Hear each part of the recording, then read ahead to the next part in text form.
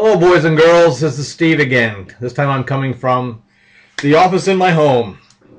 And I'm sorry to do this a little bit late, but hopefully you'll have time to study this or to look at this before tomorrow's class. I'm going to talk right now about Chapter 8. And Chapter 8 is kind of a boring chapter, but it's somewhat important because it talks about global management. And we live in a world today where you very often hear the term global economy thrown around.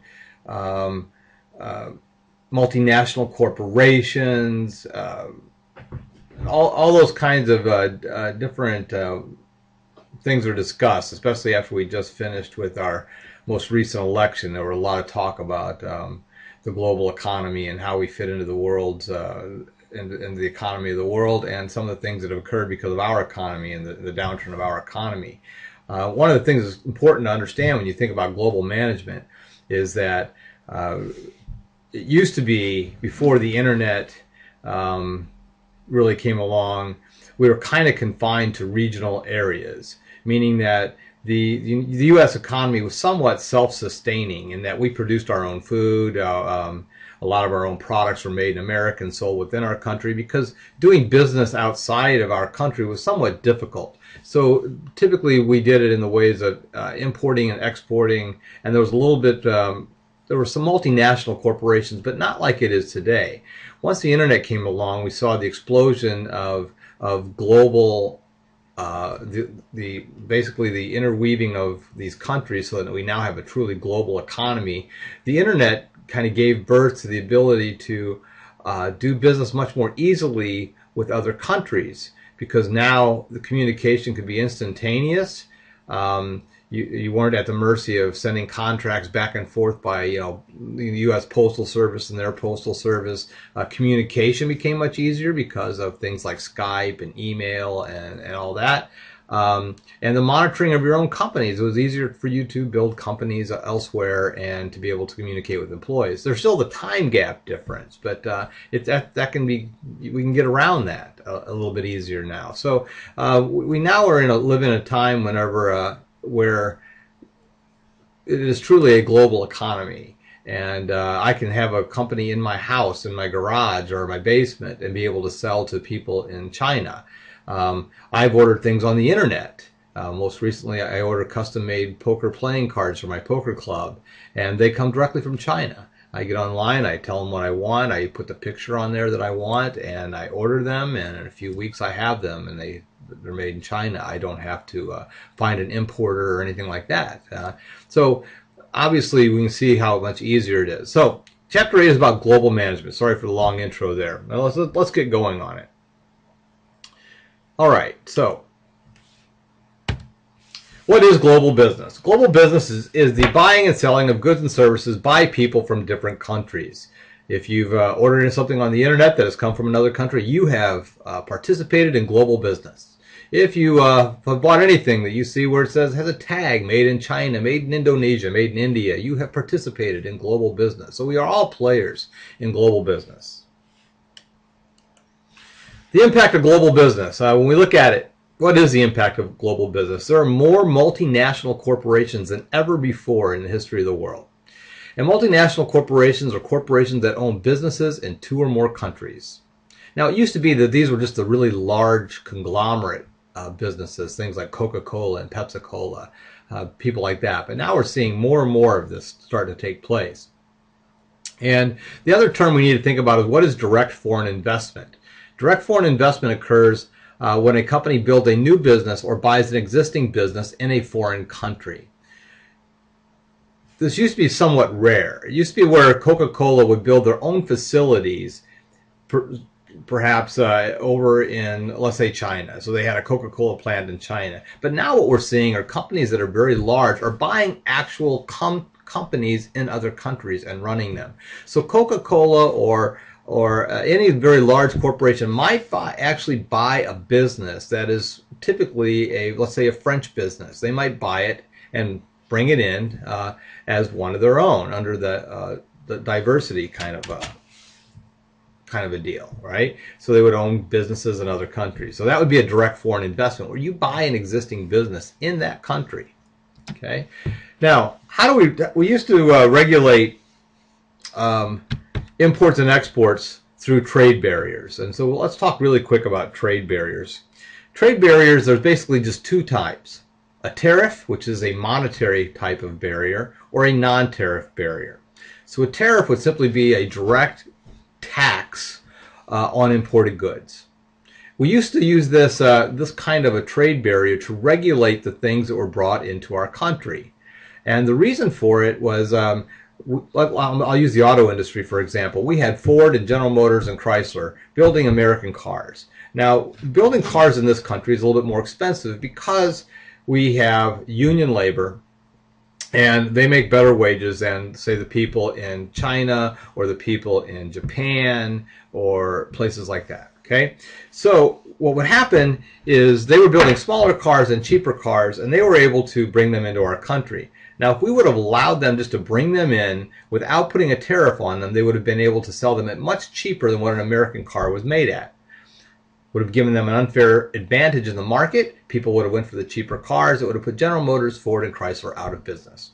So what we did to regulate this and to make it a fair playing ground is we would put a tariff on this imported car. Meaning that if Honda wanted to import so many Hondas per year, there would be a tariff, a tax, an import tax that they would have to pay. And basically by tacking this import tax onto that car, it made the price such that it was comparable to what a small American car would be. And so it did not give them a market advantage because they had to pay this import tariff. Okay, so that was one kind of way of doing it. And we don't do it with just cars, but we do it with other products also. And it's basically so that people can't send their cheap goods into our country and undercut American goods. Fair enough? Okay. And other countries do the same thing. When we export our beer, our whiskey, or any kind of products like that that we build or create here, and we send them to other countries, they put tariffs on them also, so that the imported goods will cost a little bit more than the locally made goods. So it entices people to buy the locally made stuff. Okay, so that's pretty straightforward and clear. The other ones are non-tariff barriers, and we used to do this also. We used to say that, okay, Honda, you're only allowed to ship in so many cars. We would give them a number, and that's all the cars you can ship into our country per year. So we gave them a quota, an exact number of what they were allowed to ship in. And once they hit that quota, they weren't allowed to bring any more cars into our country. That way they could not flood our market with their cars. And so, so that's just another way of doing it. And many countries practice quotas. Well, they'll let you bring in so many. And you can sell them. It keeps their price high because they're kind of rare then. Once all those cars, let's say we tell them you can bring in 10,000 cars per year. Well, if people scramble to get those 10,000 cars, it kind of inflates their price a little bit. Then once again, once those 10,000 cars are gone, if people want a car, they're not going to be able to get a Honda. They'll have to buy an American car. Okay.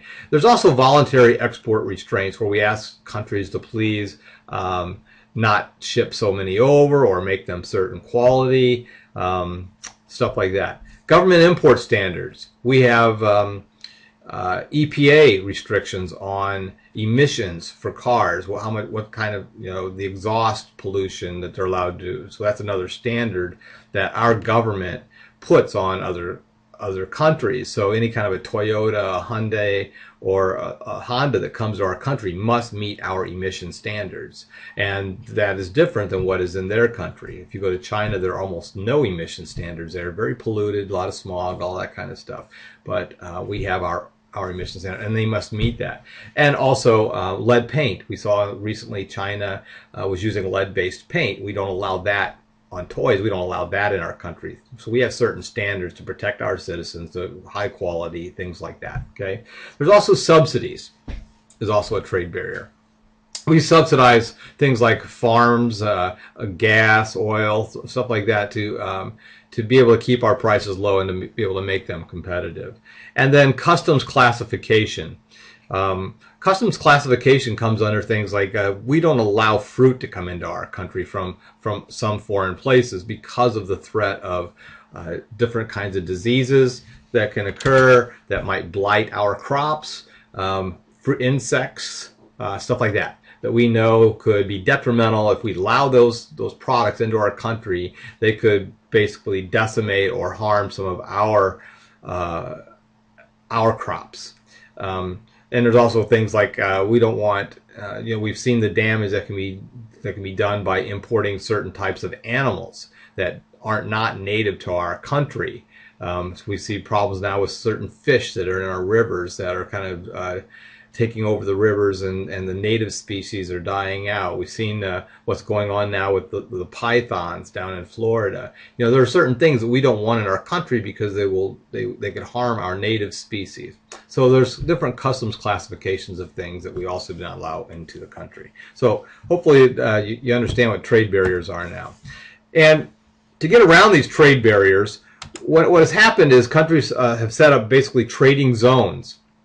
They create trade agreements. And if you remember, NAFTA, North American Free Trade Agreement, is basically the trade agreement that opens up the borders between Canada and Mexico so things can flow across this zone without having tariffs, whether they be monetary tariffs or non-tariff kinds of trade barriers. Okay, so originally this started with an agreement called GATT, the General Agreement on Tariffs and Trades, and it existed from 1947 to 1995. The agreement was to regulate trade among more than 120 countries.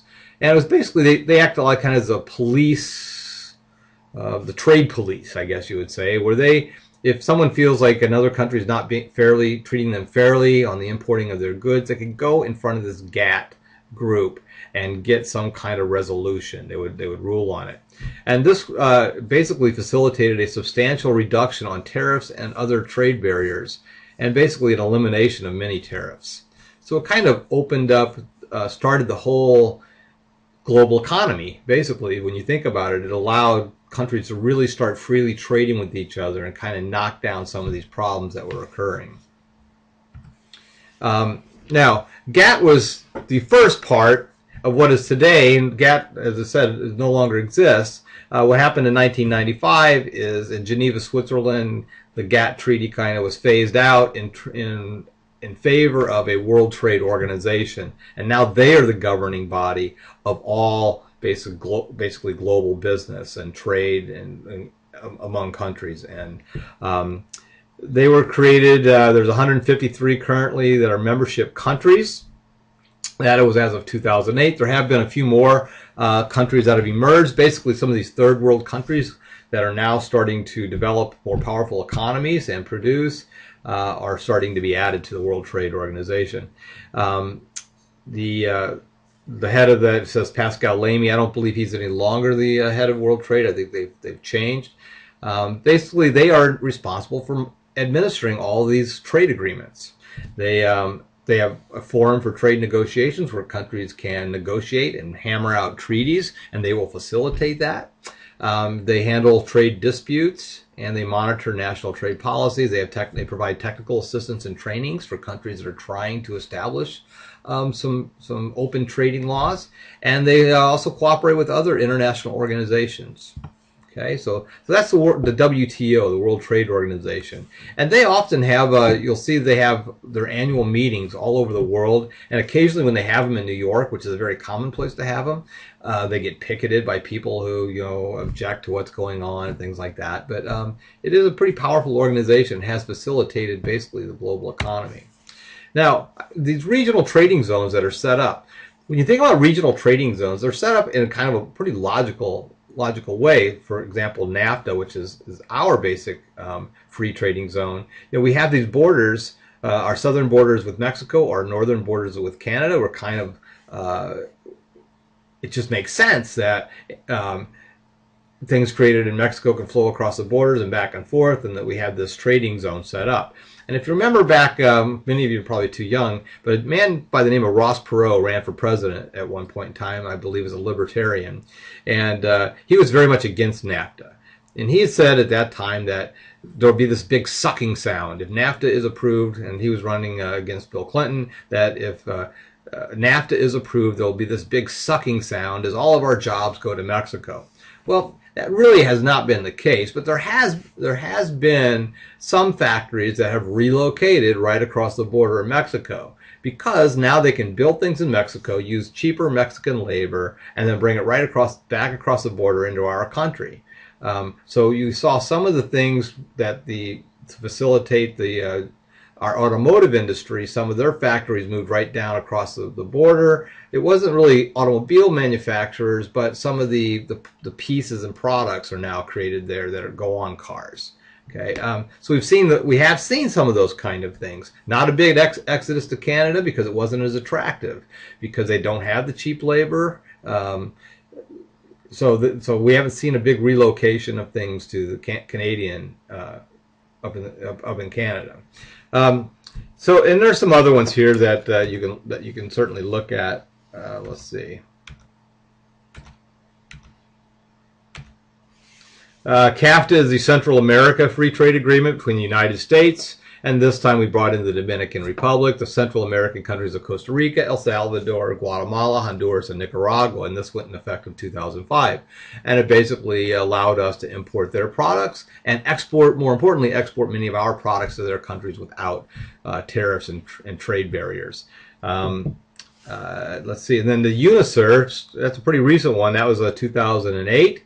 And that is basically, and you don't have to remember all these, just you do need to know what NAFTA is and what a regional trading zone is. The UNICER is Argentina, Brazil, Paraguay, Uruguay, all the South American countries. Basically, they set up their own trading zone, which makes sense. They share a continent. One of the most famous ones that we hear in the news all the time is the euro, is the European trading zone. Okay, and they're undergoing a terrible problem right now, a terrible financial problem in the European trading zone. We'll see what happens there. But basically, we have Greece is defaulting on many of their loans from the European trading zone based on the euro. And what they did when they set up the European trading zone is one of the things that they did was they adopted, and many times this happens, they adopt what currency they will use for all these transactions. And so, since the European trading zone, they all had their own currencies, Belgium and so forth, and Germany and England. They had to come up with a common way of trading, so they developed the euro, and they had to pump this up and make it a solid currency, so they had to back it. Unfortunately, and some of the countries had to take loans out in order to be able to back the euro, and we're now seeing the default of many of these, some of these countries. I know Greece is the worst, in the worst shape of all, but Spain isn't in too good a shape, and neither is Italy. So there is some issues there. So we'll have to see what happens, and there's been some rumblings lately of Great Britain wanting to pull out of it. So we're gonna see what happens here with that particular trading zone and those agreements that they've come up. Okay, here's a global map of the regional trading agreements, and there are many of these. There's some in Japan, and obviously over in Asia they have some trading agreements between some of the Asian countries. We've seen it in Europe. We've seen it in the Middle East. There are some trade agreements in North America, and there's a lot of trade agreements between countries. And so that's what this map kind of will show you there. Okay, I've got two computers going here at once, so bear with me. Now, trade agreements increase choices, competition, and the purchase power, and it also decreases prices because it removes all those tariffs. So everyone benefits. Basically, the consumers all benefit when countries come to these trade agreements. Free trade agreements also create new business opportunities because now I can move a factory or open a factory in another country, and to get my product out of there, I don't have to pay a lot of tariffs. So it has made it attractive for wealthy corporations to invest now in other countries and build factories and create their products there, and to move their factories closer to maybe where some of the resources are that they need. But it also intensifies competition because for example, we can now take an American factory and move it over and directly compete. Let's say Coca-Cola builds a factory in India and directly competes with a beverage that is actually made in India now. So it intensifies this competition. And they can do the same thing here. For example, Hyundai which is a South Korean automobile, is now built in the United States. They're able to come over here, build a factory, so they don't have to bring their cars over on a ship. They can now build them right here and enter them right directly into our market, which intensifies competition, obviously. Same thing with Toyota. We have Toyota factories in the United States. We have Honda factories in the United States. And we have Ford and Chevrolet factories, or General Motors factories, over in their countries. So competition, obviously, is more intense, and we benefit. So how do companies go global? It's not just an easy decision or something you can do overnight. They have to choose to standardize and adapt their business procedures. You can't just go into another country and do things the same way you do here. So there are a few different ways that we can do, that companies can organize to do business globally. And let's talk about those different ways. First thing they have to do is try to get consistency. Your product is your product, and you don't want the product to be different when it's built in India than it is when it's built in the United States, or vice versa. So when multinational companies have offices, manufacturing plants, and distribution facilities in different countries, and they run them all using the same rules, guidelines, policies, and procedures, that gives you global consistency. We do it the same way everywhere we go. Now, that isn't always possible. Sometimes there has to be local adaptation. In theory, you want everything to be the same, but in reality, it sometimes cannot be. So there has to be some local adaptation.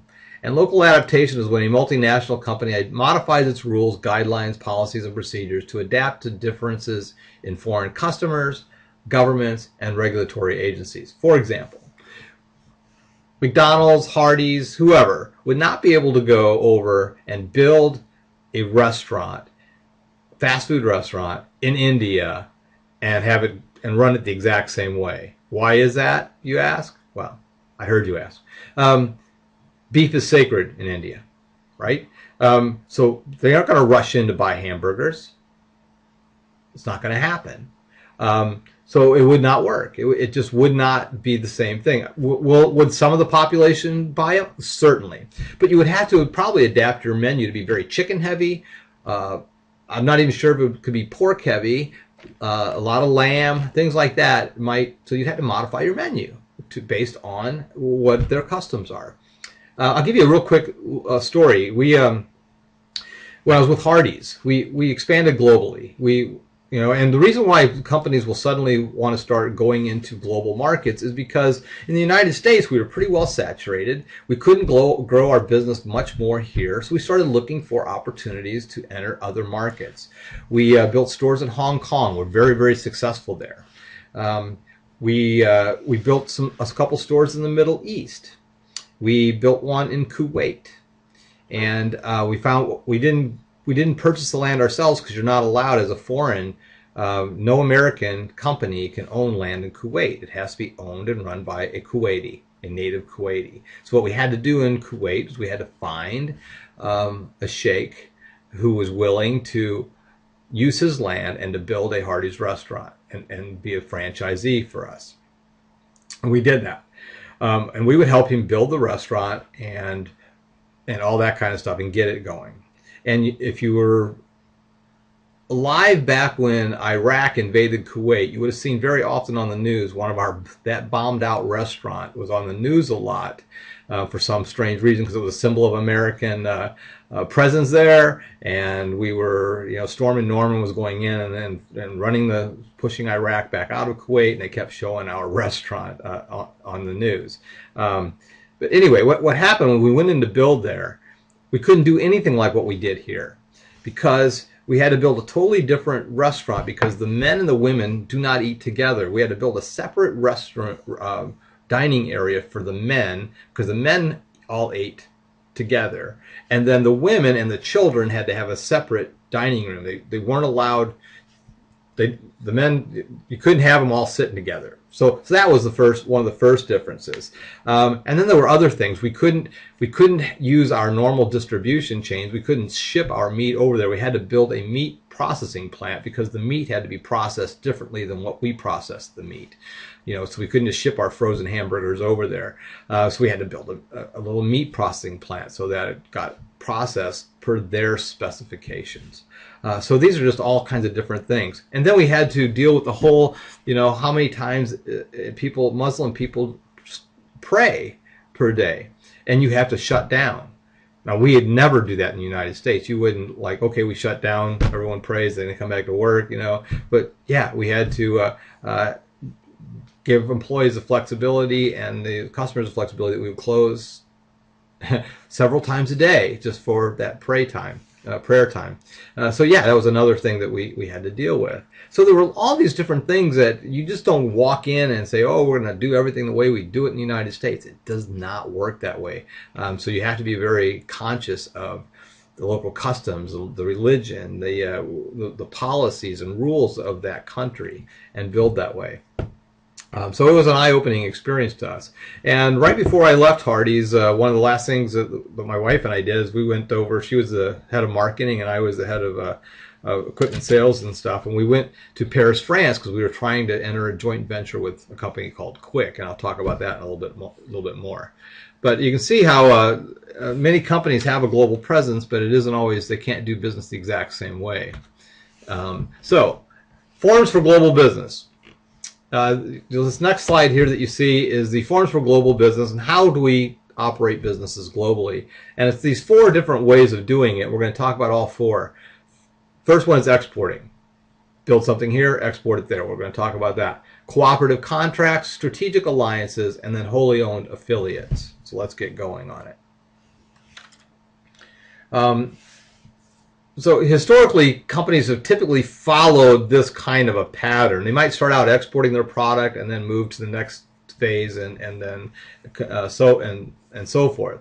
So they follow this phase model of globalization where a company makes the transition from a domestic company to a global company in the following basically sequential phases: exporting, cooperative contracts, strategic alliances, and then wholly owned affiliates. So let's look at that.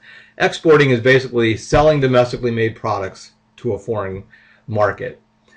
It used to be a very complicated process because you would build it here, you would have to export it, and in order to get it imported in another country, you would have to find someone in that country willing to import your product or take possession of those goods and sell them for you. So you had to, typically if I were, let's say I were a company and I wanted someone in Asia to sell my product in China, I would have to fly to China, meet with some people, find somebody who was willing to sell my product over there, make some contracts with them so that whenever my product arrived at the dock, on the boat, or on the plane, they would take possession of it and then distribute it and sell it for me and then send me my money. Okay, it might be that I sold them the product right up front and then they could sell it as they wish, or they sold it and then sent me the cash. Those are all different kinds of contractual things that they would have to consider. The advantage is that it makes the company less dependent on domestic sales. It gives me another market in which to sell and expand my business. And it gives me more control because I make the product to my specs. I know what it is when it leaves my shop, and then it goes over there and it gets sold. The disadvantage is that it's subject to trade barriers, obviously. It's built here, shipped there. So they can put tariffs on it, they can hold it up in the dock while they inspect it, all this kind of stuff. A lot of things could go wrong, and they can tax me on it. And transportation costs are expensive, especially depending on the size of my product, how much cargo space it takes up. It's not cheap to get things to China. Okay, so I could go a different route. But that's typically the way people will start out. We build it, we'll ship it over. As my business grows and I get more of a demand for my product over there, I want to move on to cooperative contracts, where perhaps I will license someone there to manufacture my product and put my name on it. Okay, so a domestic company, I'd be the licensor. I would receive royalty payments for allowing another company the license to produce my product. Okay, and they sell it, my service or my product, using my brand name and so forth. There's some advantages to that in that I can earn money without investing more. I don't have a lot of money wrapped up in paying tariffs and trade barriers and things like that, and transportation. All that's gone. The disadvantage is I give up some control. How do I know they're building it per my specs? How do I know that the product they're making has the same quality as my domestic product here in the United States? So I give up a lot of control on that. Okay. And I can also, my licensees can become my competitors. Maybe they'll pay me for a few years and build my product until they learn how to do it. And then they terminate my license agreement and they start building their own product and they compete directly with me. And we see that kind of stuff. We see that stuff taking place with Japan, or I'm sorry, China right now, where Apple computers, for a perfect example, they sent all their technology and know-how of product specs to China so that they could get their products built more cheaply. But that also gives them pretty much the keys to the kingdom, because you've given them all the specs, they're making it. Now they can pirate your product. They can build an exact replica of your product because they have all of the information. You pretty much gave it to them. And so now they can at any time if they wanted to stop building your product and start making an identical product and competing with you on a global market. And to some extent, people say that's what Samsung is doing. Samsung is taking that exact information and using it to produce a product that can directly compete with Apple. And so that's where part of the rub is coming from. And it's happened with other countries too. Okay. Now the next thing would be cooperative contracts, where you just franchise, which was what Hardee's was doing. We were franchising. We entered into cooperative contracts with the Sheikh in Kuwait to build a restaurant and become a franchisee and make it a Hardee's restaurant. And we had to allow him some flexibility to do things his own way. Many companies will sell their ideas and allow their idea to be franchised.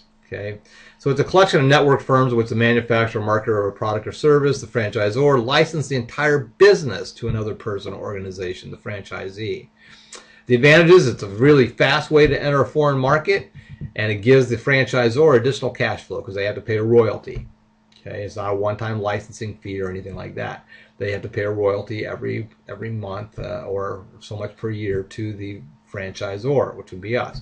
Once again, the advantage is you lose control, and you could be somewhat culture bound, where you have to do things, which is kind of like what we were in Kuwait. We were culture bound in that everything had to be done their way. So even though it was a Hardee's restaurant, it really didn't feel, look, or seem anything like a Hardee's restaurant.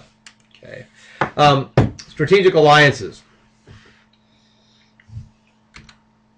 Let me get my other one going here. Okay, there we go. Another way of doing it is strategic alliance, when companies combine key resources, costs, risks, technology, and people. Most common form is a joint venture, where two companies will go into almost a partnership and build maybe a totally separate kind of product. It allows them to avoid trade barriers. They only bear part of the cost because they have a partner in this, so if it fails, they're not out everything. And so it minimizes risk a little bit, or reduces risk. And then the partners can learn from each other. And this is kind of what we were doing with a company called Quick. They were a Belgian company that made hamburgers. They were fast food. They were being intruded on by McDonald's. So they couldn't really go to McDonald's and ask McDonald's for help on how to compete with McDonald's. So they came to us.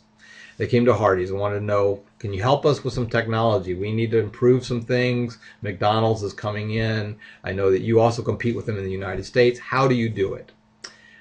So we went over, my wife and I and a bunch of other executives went over and we met with them for several days.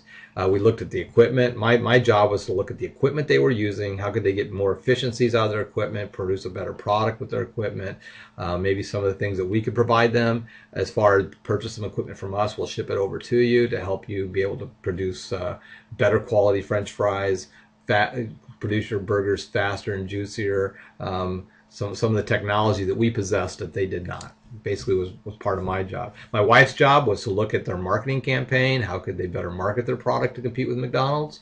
And then we had other people. Our finance officer also went over, and he was talking to them about pricing and franchise fees and things like that, because they were wanting to just be able to kind of compete with McDonald's. And what we were getting out of it as a company is we wanted to be able to bring our product over and also compete with McDonald's in France. So they were going to be kind of our in to get into France, because at that time McDonald's had a great restaurant on the Champs-Élysées right there in Paris, doing gangbuster business right down the street from what at that time was a huge Virgin Records store. And they were already there. and we needed some help getting there. And that's what they were going to provide us. So it was a strategic alliance that both companies would benefit. The disadvantage is that the profits would have to be shared, and there are basically the merging of cultures. Then and it's difficult. We didn't have a lot of people who spoke Belgian or French, and they didn't have a lot of English-speaking people. So there were definitely some differences there. And we also had to try to figure out how we could do this together. And so there were some issues there. And then the last one is wholly owned affiliates. Wholly owned affiliates is where foreign offices and manufacturing plants are 100% owned by the parent company, where you just basically go in and you buy, if I'm Coca-Cola, I buy a bottler in France or India, okay? And I set it up, I make it, you will now bottle Coca-Cola products and we now own you. Much like when you see wholly owned affiliates, InBev, for example, has purchased Anheuser-Busch in St. Louis, Missouri. And they are still running it. It's still labeled as Anheuser-Busch. It's still run basically from that plant there, but it's a wholly owned division of InBev Corporation now, which is a Belgian brewing company. That they brew Stella Artois and some of these other Belgian beers. The white lagers and things like that. Okay. The advantages: the parent company receives all the profits and has complete control. So InBev has complete control over Anheuser-Busch now. The disadvantages: that losses for the parent company can be enormous. If we see that now Budweiser is being accused of watering down their beer, if they have a sudden slump or disadvantage, they suddenly start losing market share, things like that. InBev takes all the losses also. So there you go. So where to go global? How do companies decide where to go? Because it's a big, beautiful world out there, but obviously there are some places where the government is unstable, the economy might be depressed, there's a lot of risk involved. So how do you decide? So they have to find a favorable business climate, one that they think that they can prosper in, that the culture will be accepting of their product, will embrace it, and they'll be successful there. It's also important that an organization or business identifies and adapts to cultural differences. For example, as I said, don't walk into India, open up your burger stand, and try to sell them cow beef, beef hamburgers. You're going to have to do something different. You're not going to be able to sway them over. And you also must successfully prepare workers for international assignments. It takes special kinds of people to go and move to a foreign country and try to run a business or work there. Families have to be moved, not just a person. So therefore you have to train that family so that they can be immersed in that culture and be able to adapt to it. And because if you send a family to, let's say, India, and you don't properly prepare the family, maybe the executive is ready for it and okay, but you didn't properly prepare the family. If the family's unhappy, that executive will be unsuccessful and it's going to fall apart. So you have to prepare the workers and the entire family unit for immersion in a new country and get buy-in and make sure they're properly prepared for it. So it's very difficult. Growing markets. Some of the growing markets in the world: India, China. Their economies are growing by leaps and bounds. We are seeing a leveling of the playing field, basically. As our economy comes down, their economy is coming up. And if you had read a book called The World is Flat by author Thomas Friedman, he's a New York Times columnist and handles foreign affairs and things like that. This was predicted quite a while back, and it really is coming true in that as our economy, we sat fat and happy, the #1 economy in the world for many, many years. But now what is happening is we're seeing the emergence of other economies that are starting to grow and come up, and ours is coming back down.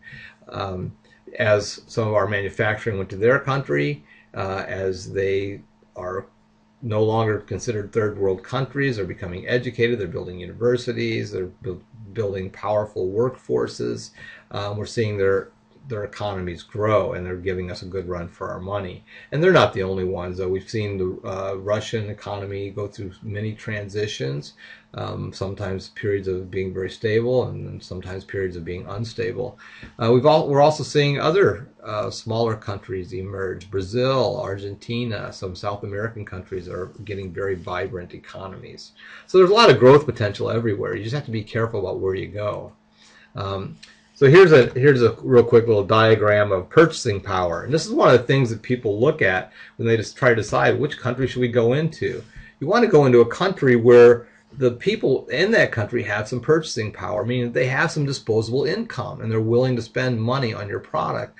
You don't want to go into a country where people are barely surviving. You wouldn't want to go into Somalia and start trying to sell Coca-Cola there. There's not a lot of disposable income. They don't have a lot of purchasing power.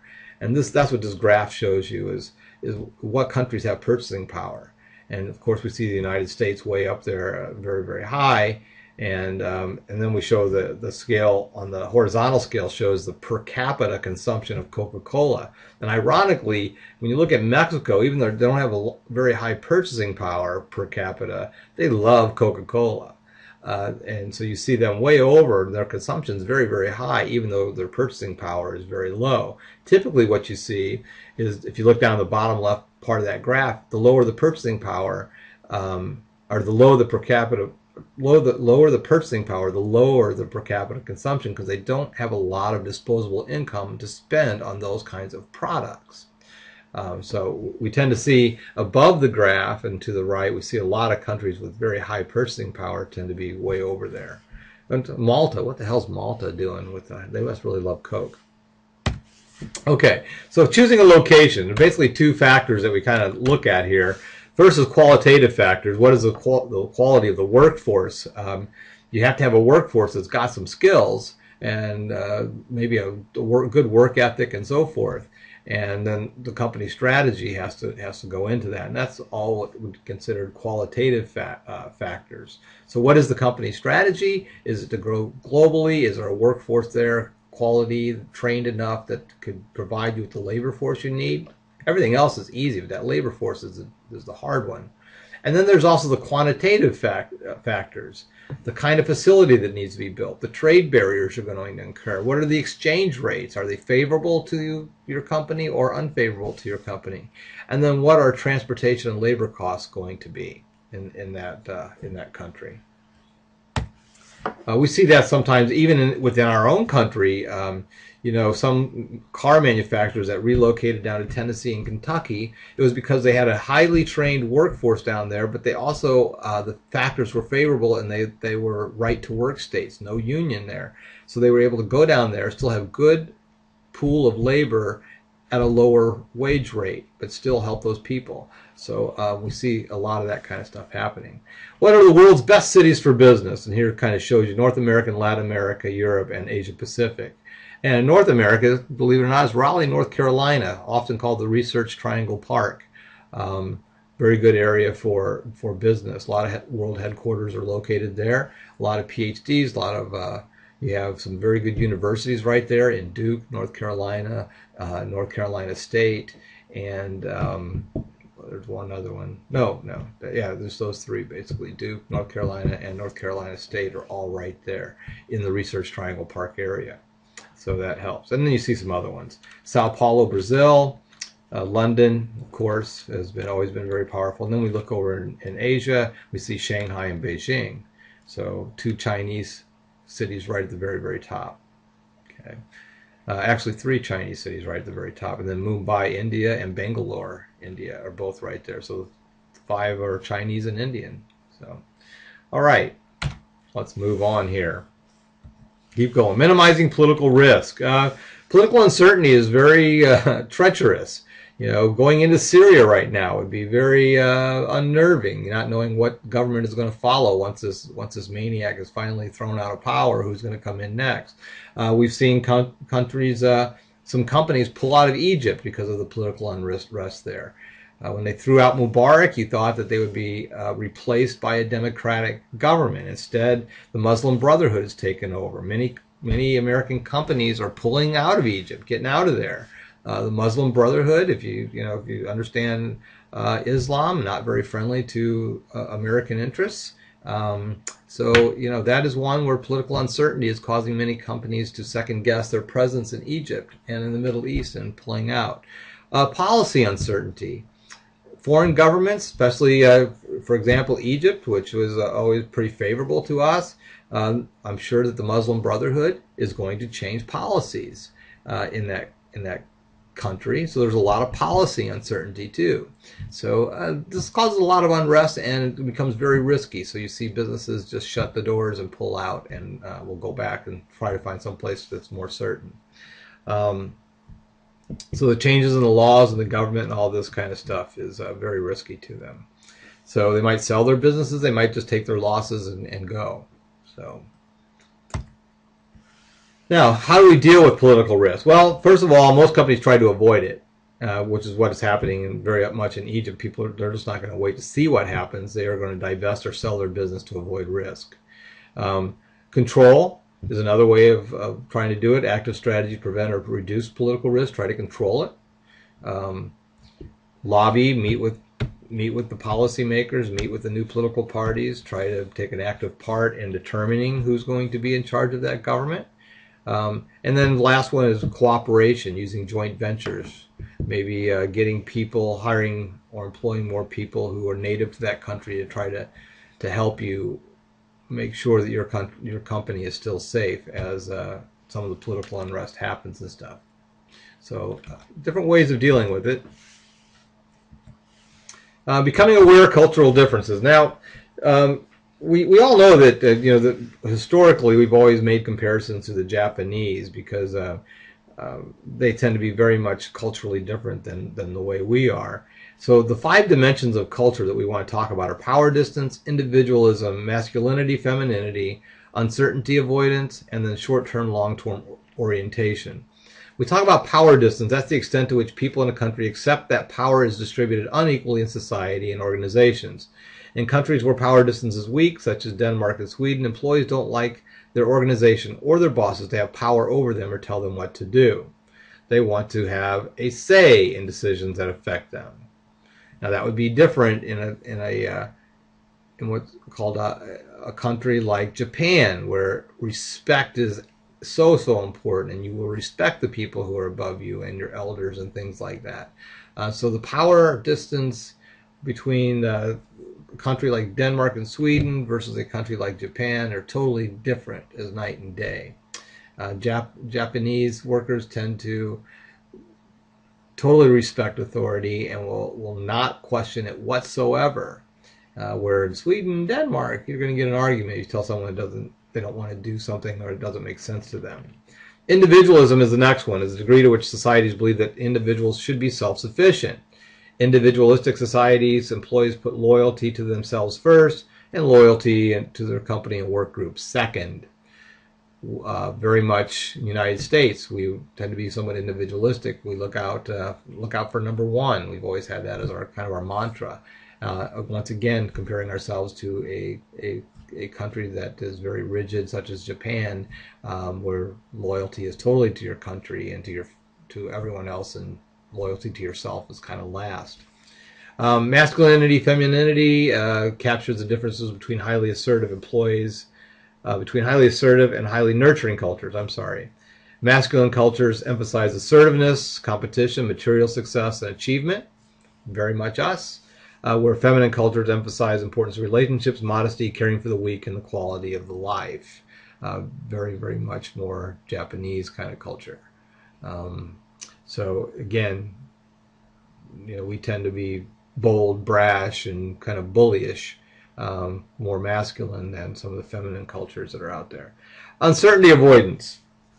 U.S. companies tend to be very much risk taker. We tend to be very much willing to take risk and try new products, which has always kept us on the innovative side of technology. We've always been the leader in innovation and technology because we come from a culture that we embrace risk and we want to take risk, unlike other cultures that tend to avoid uncertainty. They don't want to take a lot of risk. And then short-term, long-term orientation addresses whether cultures are oriented to the present and seek immediate gratification, or to the future and defer gratification. Not surprisingly, countries with short-term orientations are consumer-driven. Us, short-term, baby. What have you done for me lately? Immediate gratification, right? That's us. Whereas countries with long-term orientations are savings-driven. take care of their elders and all that kind of stuff. And that doesn't tend to be us. So these are some of the cultural differences that are out there. And this next chart shows you some of the differences in these countries. And if you look at power distance, USA, 40%, we are very much, we will question things. We don't just follow blindly. When you get over to Russia, China, Japan, not so much, not as much as I thought, but Chinese, very, very rigid. Of course, it's a communist country. When you look over at the two communist countries, the two highest for power and distance are Russia and China, two communist countries. Then when you look down at individualism, in China, individualism is very low. You will do everything for the good of the company. And you come over to USA, we're at 91. It's all about me. Look out for number one. So you can kind of look and see how this graph illustrates very well the different cultures and how they interface or how they stack up against each other. All right, language and cross-cultural training. How do we handle going and working in a new country or opening a business in a new country? Well, there has to be documentary training, which focuses on identifying specific critical differences between cultures. What are the basics? What are the most critical differences between our two cultures, and how do we address these differences? After learning these differences through documentary training, reading documents, watching videos, trainees can then participate in cultural simulations. So a company would set up simulations of how to interface with someone from another culture. They might hire actors, or they might find people who actually came from that culture and let them assist in the training of these people who are going to be sent there, right? And then field simulation training is where they, a technique made popular actually by the U.S. Peace Corps, where it places them in an ethnic neighborhood for 3 to 4 hours to talk to residents about the cultural differences. You kind of immerse them for short periods of time into that culture in a very controlled way. So and that helps to prepare people for entry into that culture. Now, how do we handle families going over and spouses and things like that? Well, we do adaptability screening. Companies will do adaptability. They have to find out. They have to test these people through some psychological testing and things like that as to how well they will be able to adapt. So it assesses how well managers and families are likely to adjust to a foreign culture. Of course, you would not want to send a family has very prejudicial or maybe even racist bias into a third world country that is heavily African American. You wouldn't want to send them to the Sudan or any place like that to work, right? So you have to make sure you don't set people up for failure or insult a culture. So adaptability screening, how adaptable are they? Then language and cross-cultural training for the family is just as, if not more important than training for the actual employee. The family has to be able to fit in, as I said earlier. The employee will be surrounded by people in his job. He might get acceptance because of his position, because of his power, because of his knowledge, where the family will have a much more difficult time immersing themselves in that culture and feeling comfortable. All right. Hey, we're done with that one. Okay, so that was Chapter 8, Global Management. I've got a little bit of experience with it. Feel free to ask me any questions. Most of you today, as you head into the business world, are going to experience people of different cultures in the workforce. And not only that, but you will probably work for a company that has presence in other countries. And you might even get the opportunity to travel to those locations and work there for a while. And you should embrace it. Nothing is better about learning about a culture than immersing yourself in it. But be wise and good luck. Thanks for watching, and we'll talk about this more on Monday, and be ready for the next test. Sayonara.